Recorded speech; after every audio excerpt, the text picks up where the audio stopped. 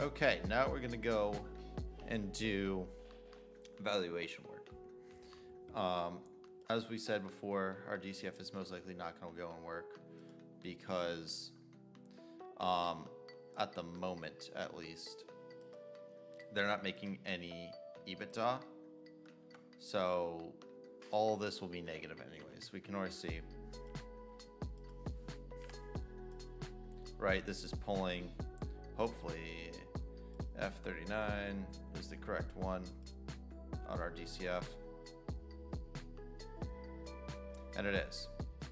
So our IRR DCF is already going and pulling correctly.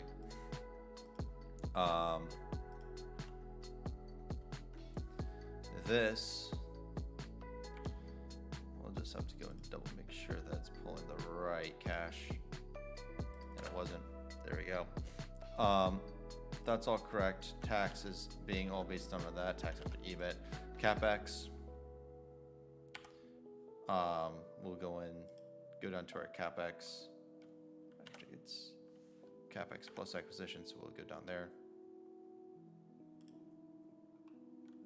This is another reason why I really love having panels, because I can go, okay, where is it? Okay, it's right there. And it actually looks like it was being calculated correctly.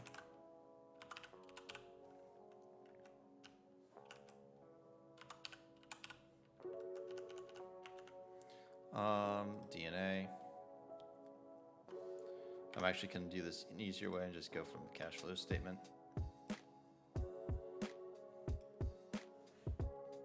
DNA, which delta working cap I believe is correct. It's almost like this is my model template that I use for everything.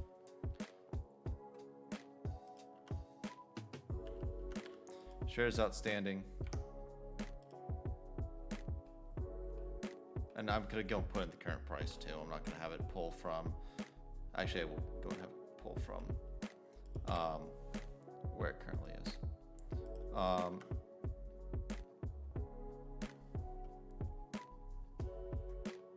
This is for different currencies, so that can be deleted.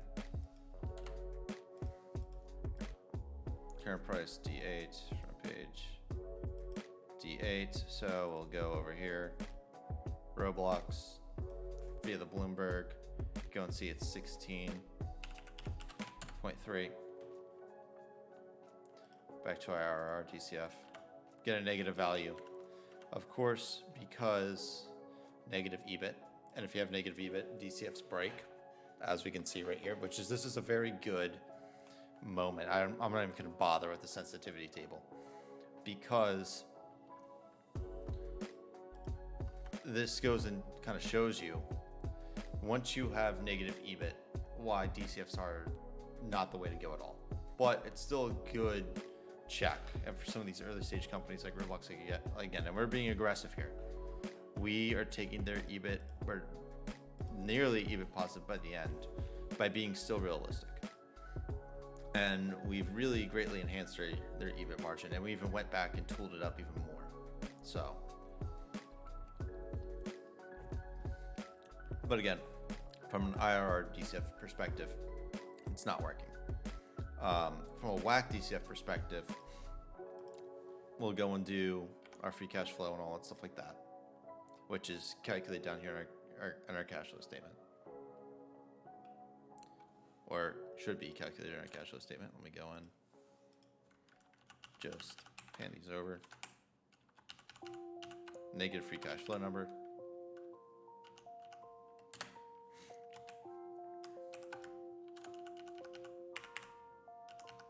Actually,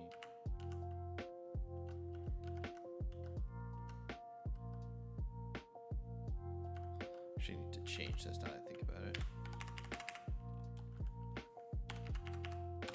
You gotta add that value in. There you go.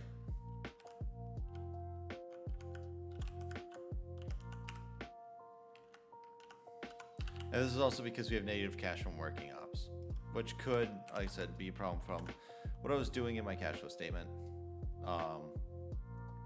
Probably down to how I was calculating right here. because that really gave us our negative cash. That and having negative EBIT, negative net income really hurts them.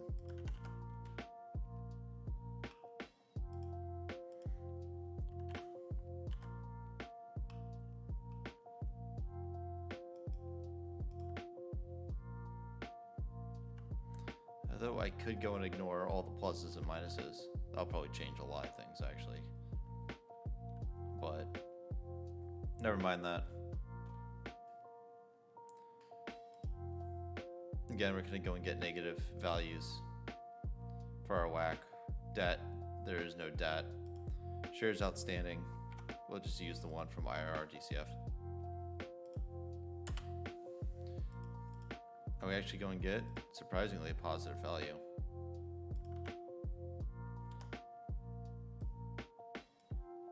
Of $88. No idea what that thing's doing.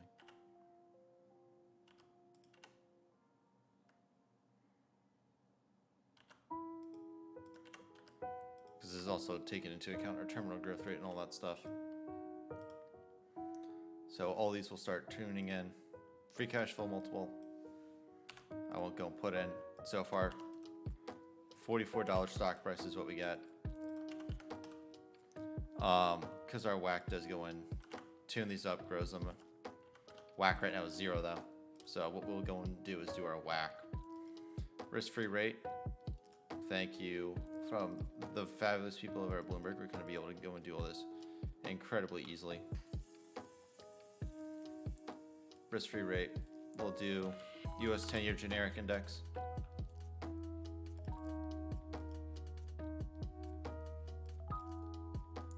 So 1.488%. Beta. RBLX. Ticker symbol for Roblox. Equity. BES. And should we go and give us the beta? Ooh, no beta.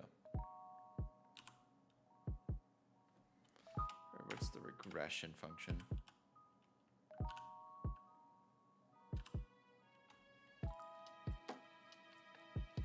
HRA, there we go. So Roblox, we'll go and do S&P 500, so we'll just do, there we go. Manually calculate our raw beta of, I'll do the adjusted beta of 1.5.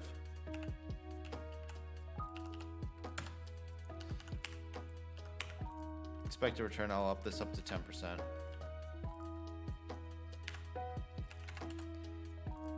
CAPM, 14%. App cap, all that stuff we'll go and do here in a sec. But it is going to be, WACC is going to be times that plus cost of debt times the amount of debt in cap structure. So cost of debt,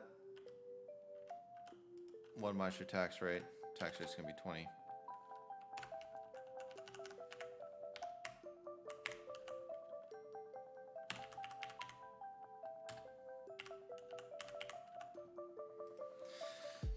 We'll do DDIS.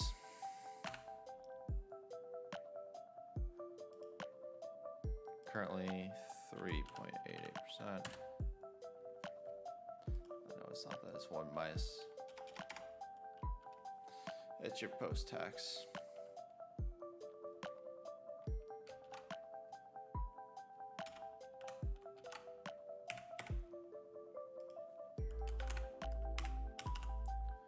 Then we'll go and do WACC here. I never use the WACC that they give. What I do is I just use their percent of equity cap structure. So equity right now is 98.7%. Equals 1 minus. And there we go. There's our WACC, 14%.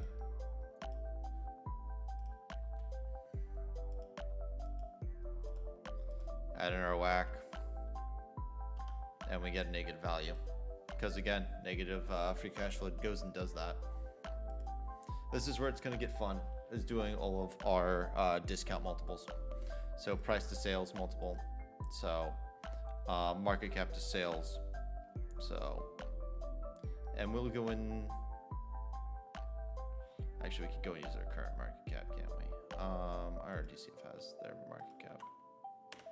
So we'll do our RDCF market cap, which we will go and lock because we're going to be doing this for a lot of them. I think our first discount multiple is 2021.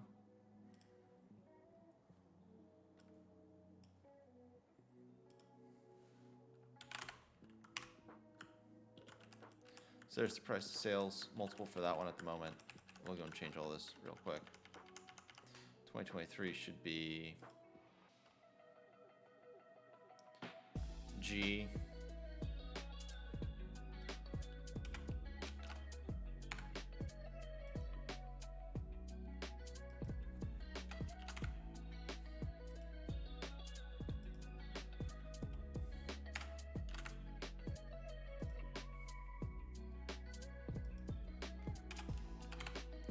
So there you go, got those all in.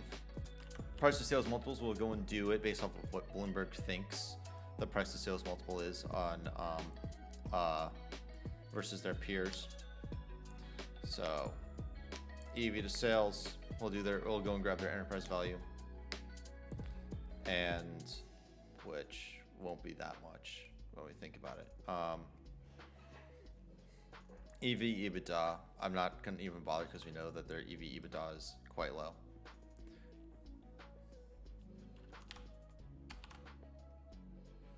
So we'll go and do EV to sales, malts, sales fiber share. So it's going to be actually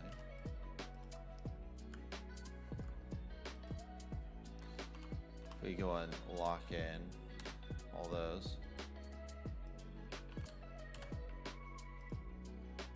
we'll be able to cheek our way out of this.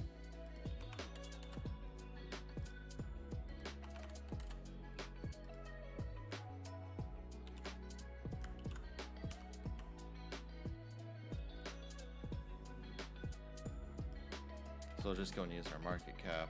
Well, no, it'll be our I gotta reverse it.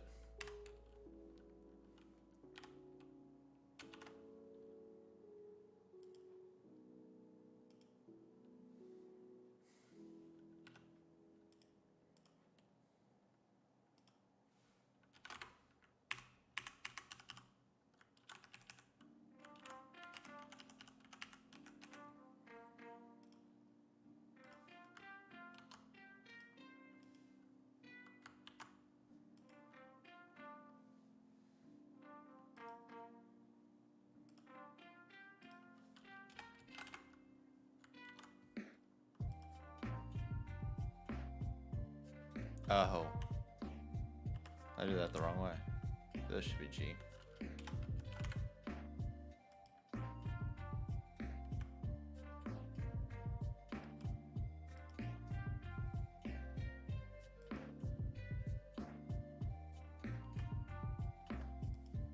Oh, I didn't lock it, that's why.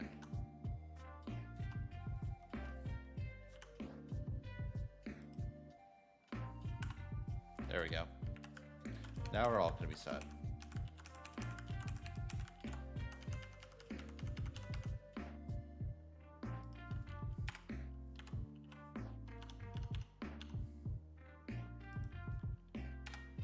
J.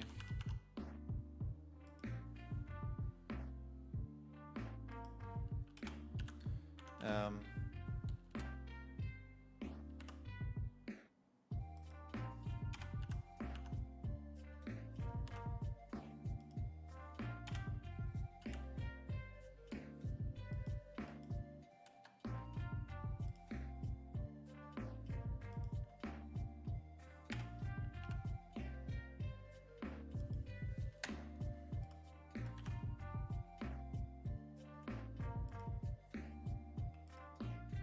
Oh, I see why.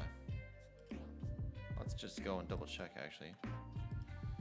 2027 should be M. No, it should be K.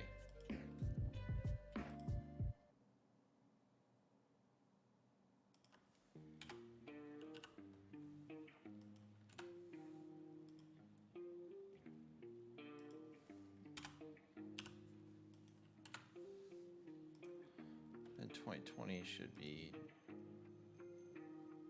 M.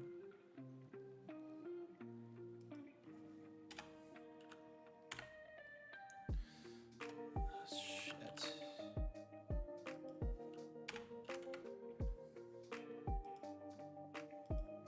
Really? No.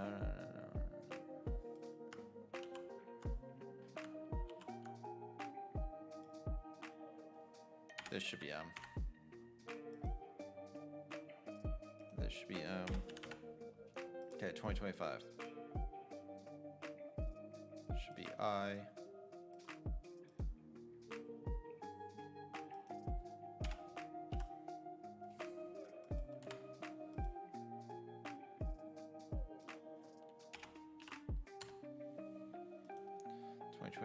Should be G, so those are all correct.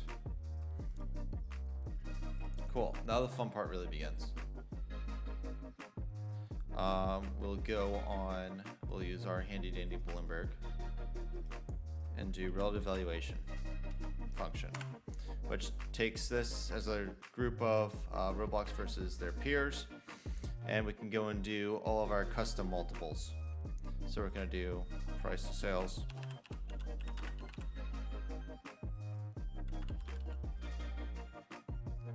Best PS. We'll do blended forward 12 month. I don't see why not. Add.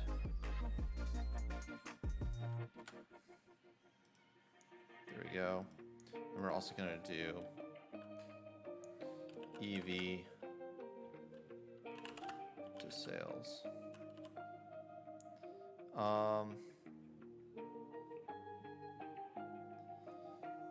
We'll do EV to best sales, blended 12, add column. So,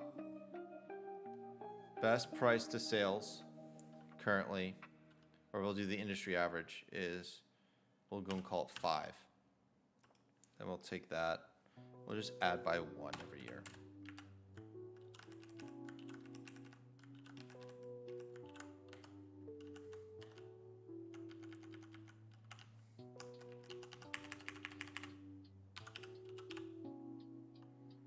So currently, based on our sales projections, the stock, here in a sec, we'll go and double check that.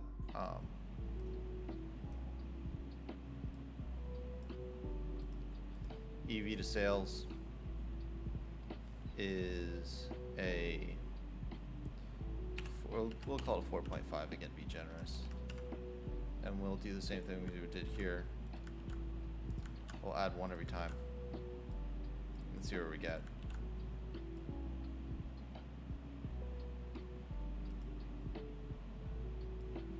Of course, the higher the multiple, the higher the stock price.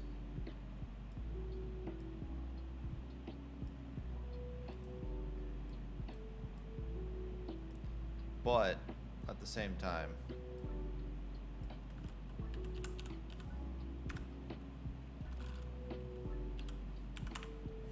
right, even on this multiple analysis, with the stock at 116, our best thing would be a 145. That'd be our buy price. We don't get that on an EV to sales multiple until we get to 8.5 times. I mean, we don't even get to the current stock price until we get to about 8 times. And that's for our 2029 sales estimates. And it's pretty much fairly valued on our forward price to sales multiple up until 2025. So we get a better case here on our discount multiples, which is why I like to go and use discount multiples versus our DCFs, because for stocks like this where there's no EBIT, even when we can massage EBIT probably further if we wanted to, but we don't get there with a DCF because they have negative EBIT. Therefore, you can't go and derive cash flow. Therefore, you can't do a DCF. So discount multiples can go and give you some justification, right? We can go and see that this is, if we want 20% upside, we can get to 2023 on our estimates. And if we go and up these multiples, we're using consensus multiples at the moment. We go and say, okay, how about more like 8 times? 8 times, even now, not getting there. It's in the back. Here's our estimates that we go and get. We go and get a EV to sales multiple that can go and get us there. So that's why I like to go and use discount multiples to give you a kind of a gut check as to what to go and do. And it can go and help you go and get some conclusions. Like maybe on a price to sales multiple, if you feel like buying this, you can. But we kind of prove there that it is extremely expensive.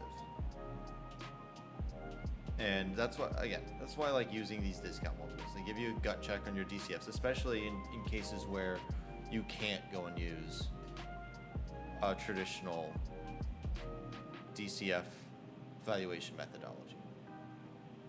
So hopefully all this has been helpful to you guys. Really do appreciate everyone watching live on Twitch. If not, you guys can go and catch all the replays and all their broken up parts over on YouTube. Link right there in the chat. To go and see these up. These will be in 3 different parts. Thank you guys so much for watching. And I'll see you next time here on Twitch, where I do